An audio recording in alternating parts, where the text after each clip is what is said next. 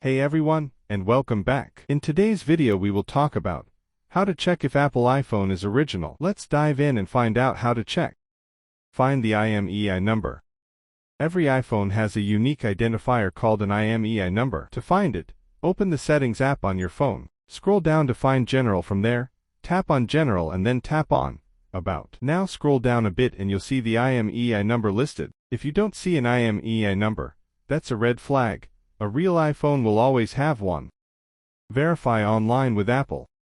On About section of your Settings app, find the serial number for your phone. This is a different number than the IMEI. Copy that serial number and open a web browser on any device. Search for checkcoverge.apple.com. Once you're on the website, find the box where you can enter your device's serial number. Paste the number you copied earlier and hit enter.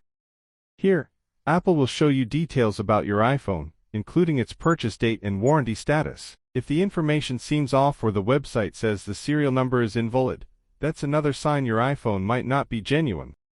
By following these steps, you'll be well on your way to determining if your iPhone is original. If you found this helpful, smash that like button, share it with your friends, and subscribe for more tech tips. See you next time.